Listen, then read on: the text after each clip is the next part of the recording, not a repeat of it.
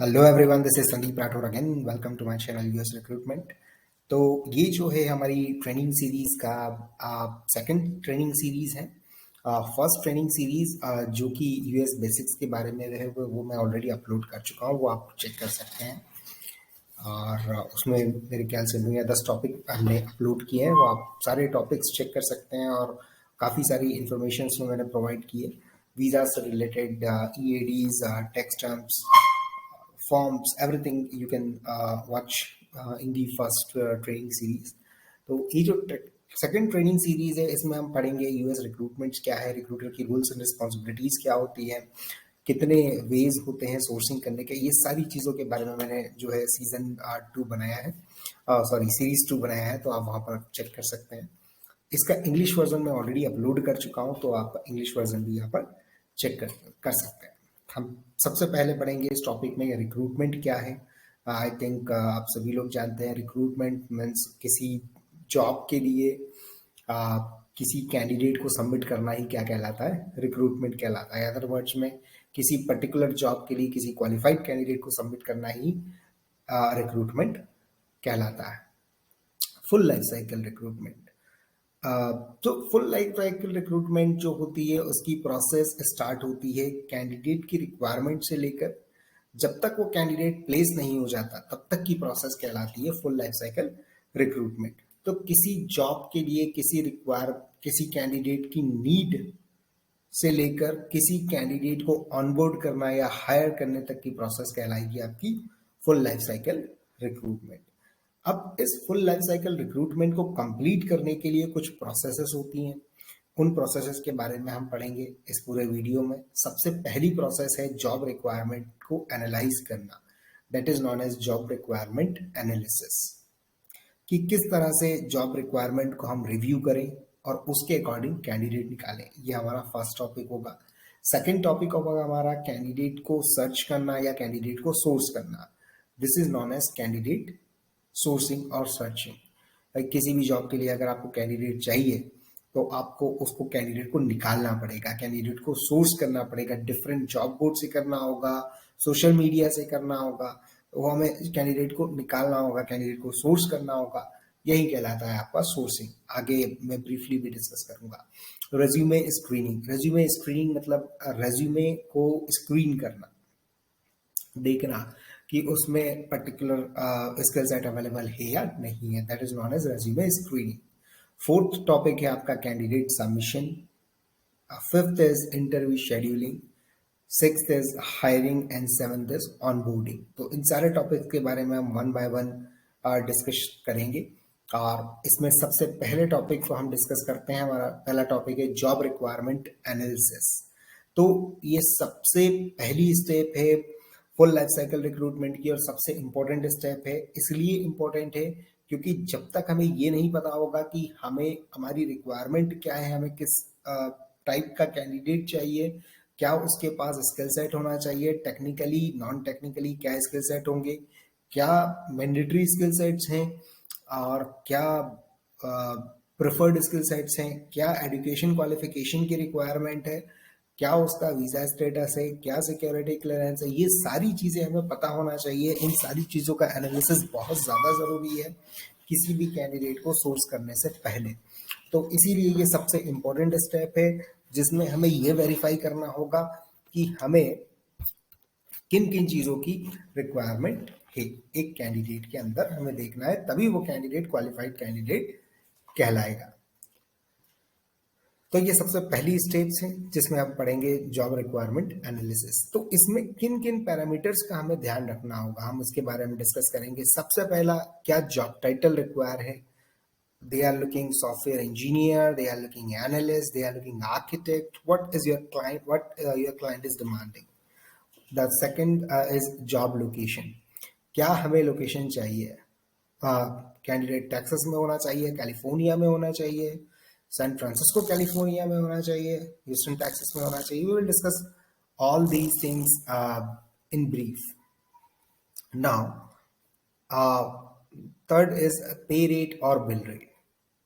So what should be the pay rate, क्या पे rate होना चाहिए, क्या बिल रेट होगा, क्या बोनस बेनिफिट्स आपका क्लाइंट प्रोवाइड कर रहा है, ट्रैवल एक्सपेंसेस भी कुछ क्लाइंट देते हैं, रिलोकेशन एक्सपेंसेस देते हैं, वो आपका क्लाइंट पे कर रहा है या नहीं कर रहा है, ये आपको पता होना चाहिए। नेक्स्ट, क्या रोल्स एंड रिस्पॉन्सिबिलिटीज होनी चाहिए उस पर्टिकुलर कैंडिडेट की। अगर डेवलपर है तो क्या उसको थोड़ा बहुत ऑटोमेशन आना चाहिए, या क्या उसकी डे टू डे रिस्पॉन्सिबिलिटीज होंगी, क्या वो रोल प्ले करेगा, as a architect role play करना चाहता है, as a team lead role play करेगा, as a software engineer role play करेगा, तो उसकी रोल्स एंड रिस्पॉन्सिबिलिटीज जो होती हैं हमें पता होना चाहिए।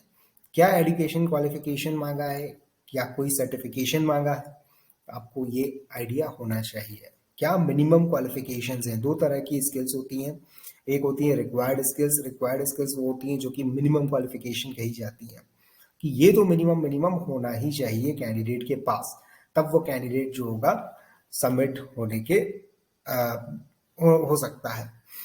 फिर होती है प्रेफर्ड स्किल्स, तो प्रेफर्ड स्किल्स और मिनिमम रिक्वायर्ड स्किल्स ये मैंडेटरी है, आपको पता होना। फिर आता है हमारा वीजा स्टेटस, कि क्या वीजा स्टेटस होना चाहिए कैंडिडेट का।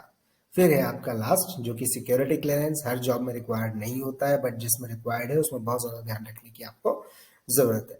तो ये सारी चीज़ें जो हैं एक रिक्रूटर को जॉब रिक्वायरमेंट के एनालिसिस के टाइम ये पैरामीटर सेट करके अपनी सोर्सिंग स्टार्ट करना चाहिए, ये मैंडेटरी है सभी रिक्रूटर्स के लिए। आगे ये चीज़ें क्या होती हैं और कितनी ब्रॉड लेवल तक जाती हैं, ये हम नेक्स्ट वीडियो जो है मैं डालूंगा, जिसमें रोल्स एंड रिस्पॉन्सिबिलिटीज होंगी रिक्रूटर्स की, उसमें सारी चीजें, job title, expenses, bill rate, pay rate, location, everything I will mention. तो आप सेकंड वीडियो भी इसी सीरीज का चेक कर सकते हैं। अगर यहाँ पर कोई कोई भी इशू है तो आपको वहां पर सारी चीजें अवेलेबल होंगी, जिसमें मैंने सारी चीजें स्पेसिफाई की हैं। चलिए, तो अब हमारा नेक्स्ट टॉपिक है कि कैंडिडेट सोर्स करना।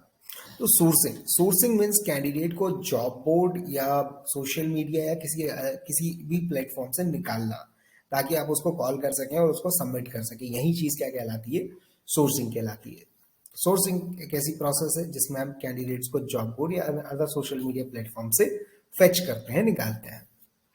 कौन कौन से तरीके होते हैं सोर्सिंग करने के, तो वेज और रिसोर्सेज ऑफ फॉर सोर्सिंग। पहला, आप एक्सटर्नल जॉब बोर्ड से सोर्सिंग कर सकते हैं, जैसे कि डाइस, मॉन्स्टर, करियर बिल्डर, टेकवेच, इंडीड, ये कुछ जॉब बोर्ड्स हैं जिनसे आप सोर्सिंग कर सकते हैं। दूसरा, कुछ कंपनीज होती हैं जिनके अपने इंटरनल डेटाबेस होते हैं, तो उन कंपनी के इंटरनल डेटाबेस के थ्रू भी आप क्या कर सकते हैं, सोर्सिंग कर सकते हैं। नेक्स्ट है, आप लिंक्डइन या एक्सरे सर्च का यूज कर सकते हैं सोर्सिंग करने के लिए। नेक्स्ट, आप गूगल सर्च यूज कर सकते हैं। और लास्ट है आपका, कुछ कंपनीज जो है सीपाल, जॉब डिवा, बुलहॉन, ये सारी चीजें यूज करती हैं। ये एक तरह के software as a service solutions होते हैं। इन software as a service solutions means यहीं से आप कैंडिडेट को ईमेल कर सकते हैं, इवन मास मेल कर सकते हैं, कॉल्स कर सकते हैं, यहीं पर कैंडिडेट सबमिट भी कर सकते हैं। Means software as a solutions work as an ATS as well as sourcing tool. तो बहुत सारी चीजें हैं जो है, बहुत सारा वर्क एक साथ ये software as a service solutions आपको प्रोवाइड कर सकते हैं। तो ये है कुछ तरीके सोर्स करने के। इन सारी मेथड्स को मैं आपको एक्सप्लेन भी करूंगा नेक्स्ट वीडियोस में, कि लिंक्डइन सर्च, एक्सरे सर्च, बहुत से रिक्रूटर्स को नहीं जानकारी होती है कि ये क्या है, गूगल सर्च क्या है। तो इन सभी सर्चेस के बारे में मैं आपको बताऊंगा। Dice, Monster, career builders, I think लोगों को आइडिया होता है कि कैसे हमें सोर्स करना है। Even I will explain Boolean search as well in the next videos. So watch those videos as well. Now, the third topic is a resume screening. Screening, I think you are clear with that word. Screen करना मतलब किसी चीज को देखना, और उसमें वो सारी चीजें अवेलेबल हैं या नहीं है जो आपके क्लाइंट ने मांगी है, उन चीजों को स्क्रीन करना ही क्या कहलाता है, रेज्यूमे स्क्रीन कहलाता है। तो रेज्यूमे स्क्रीनिंग एक ऐसी प्रोसेस है जिसमें हम required skill set, preferred skill set देखते हैं कि वो आपके रेज्यूमे में अवेलेबल है या नहीं है, according to your job description. ठीक है, तो यहाँ पर कुछ पैरामीटर्स होते हैं जो कि स्क्रीनिंग की प्रोसेस के थ्रू हमें याद रखना होते हैं, ध्यान में रखना होते हैं। सबसे पहला पैरामीटर है कि आपके कैंडिडेट या आपके रेज्यूमे में कम से कम minimum skills, required skills available होनी ही चाहिए। प्रेफर्ड स्किल्स प्लस हैं, अगर होंगी तो बहुत अच्छी बात है, नहीं होगी तो भी कैंडिडेट को आप सबमिट कर सकते हैं, बट मिनिमम और रिक्वायर्ड तो होनी ही होनी चाहिए। फिर आपकी एजुकेशन डिटेल्स, अगर कैंडिडेट ने मांगा है कि मुझे बैचलर्स डिग्री चाहिए या मुझे मास्टर्स डिग्री चाहिए, तो वो एजुकेशन डिटेल्स यहाँ पर होनी ही चाहिए। फिर है लोकेशन ऑफ द कैंडिडेट। कुछ क्लाइंट्स होते हैं जो कि स्पेसिफिकली पर्टिकुलर लोकेशन के लिए कैंडिडेट की डिमांड करते हैं कि कैंडिडेट ऑस्टिन टेक्सास में होना चाहिए, सैन फ्रांसिस्को कैलिफोर्निया में होना चाहिए, सैन होजे में होना चाहिए। तो ये पर्टिकुलर लोकेशन जो है आपको ध्यान रखना है। फिर बात आती है लास्ट में वीज़ा स्टेटस की।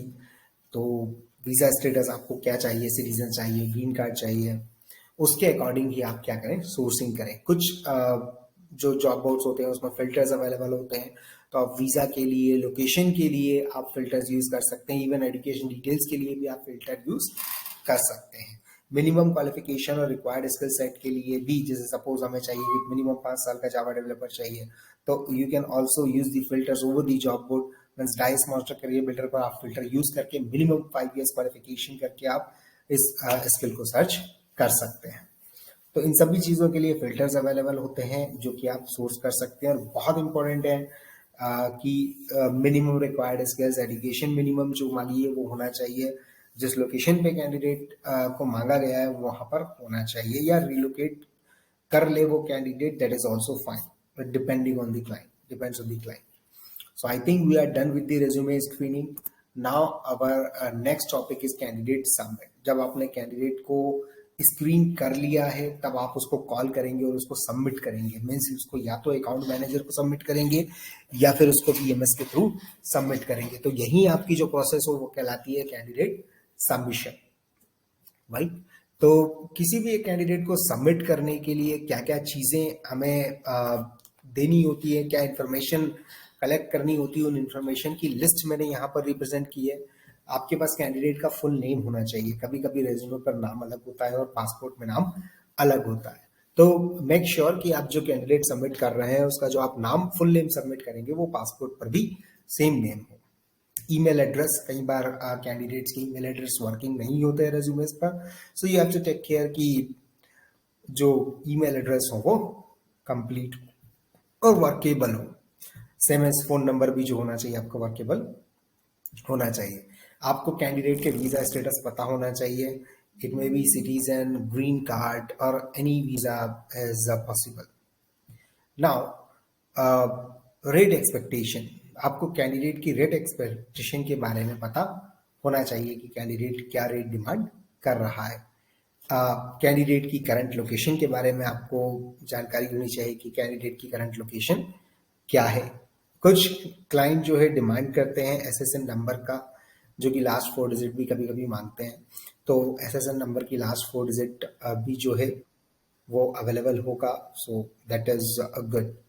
समटाइम्स इंटरव्यू अवेलेबिलिटी, तो इंटरव्यू की अवेलेबिलिटी भी हम जो है कैंडिडेट से ले सकते हैं और क्लाइंट को प्रोवाइड कर सकते हैं। अब ये I think we are good with the candidate submission. अब हम बात करते हैं इंटरव्यू शेड्यूलिंग की। सो इंटरव्यू शेड्यूलिंग इज बेंस, अगर आपने कैंडिडेट को सबमिट कर दिया है, उस कैंडिडेट के सबमिट करने के बाद आपको उसका इंटरव्यू शेड्यूल करवाना होता है। ये क्लाइंट आपसे डिमांड करता है कि मुझे जो भी आपने कैंडिडेट सबमिट किया है उसका इंटरव्यू लेना है, तो that is known as interview scheduling. तो यहाँ पर या तो आपको क्लाइंट जो है ऑलरेडी प्रोवाइड कर देगा कुछ टाइम स्लॉट्स, या फिर आप कैंडिडेट से टाइम स्लॉट्स लेकर सबमिट कर सकते हैं अपने कैंडिडेट को। So this is known as interview scheduling. तो यहाँ पर जो मोड्स होते हैं इंटरव्यूज के, वो 3 मोड्स होते हैं, telephonic interview, video interview and in person interview. Telephonic and video, I think you are good with that. जो टेलीफोनिक होगा और वीडियो होगा, इन पर्सन या on site interview means candidate को वहां पर जाकर जो है इंटरव्यू देना होगा, that is not as in person और on site interview. Now we have next stage, that is hiring. Hiring means आपको आपका रिजल्ट मिल रहा है, जो आपने इतनी मेहनत की, जितने एफर्ट्स लगाए हैं, उसका रिजल्ट है आपका हायरिंग। हायरिंग मीन्स कि अब कैंडिडेट को आपके क्लाइंट की तरफ से ऑफर लेटर प्रोवाइड हो चुका है और अब वो उस कंपनी को ज्वाइन कर सकता है, right. So this is known as offer letter, और इंडस्ट्री में, रिक्रूटमेंट इंडस्ट्री में हम इसको पीओबी बोलते हैं, जिसे परचेस ऑर्डर बोला जाता है। तो यही है आपकी हायरिंग की प्रोसेस। इसमें आपको कैंडिडेट से कंफर्मेशन लेना होता है कि that he is available for the to join the project. This is known as hiring. और हमारी लास्ट जो स्टेप है वो ऑनबोर्डिंग है। रिक्रूटमेंट के पर्पज से देखा जाए तो onboarding is not very important in terms for the recruiter, because these are the work of the internal HR of the client, but we will understand what is onboarding. तो onboarding एक ऐसी process है जिसमें new hire employ को introduce करवाया जाता है organisation के साथ। तो दिस इज ऑनबोर्डिंग, और ये जो होती है आपकी ऑनबोर्डिंग सबसे लास्ट स्टेप है, और यहाँ पर आपके कैंडिडेट ने ज्वाइन कर लिया है और काम स्टार्ट कर लिया है, राइट।